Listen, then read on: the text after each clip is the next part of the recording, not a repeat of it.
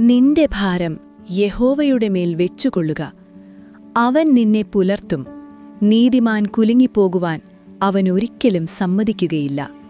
സങ്കീർത്തനം 55:22.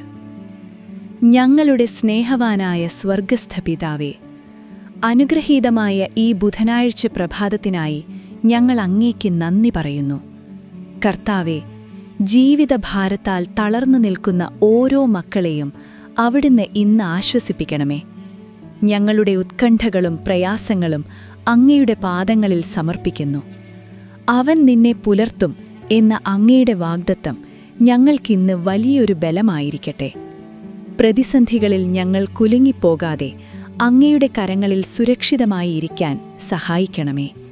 ഇന്ന് ഞങ്ങൾ കടന്നുപോകുന്ന എല്ലാ സാഹചര്യങ്ങളിലും അങ്ങയുടെ അത്ഭുതകരമായ വിടുതൽ വെളിപ്പെടട്ടെ. യേശുക്രിസ്തുവിന്റെ നാമത്തിൽ ഞങ്ങൾ പ്രാർത്ഥിക്കുന്നു പിതാവേ. ആമേൻ.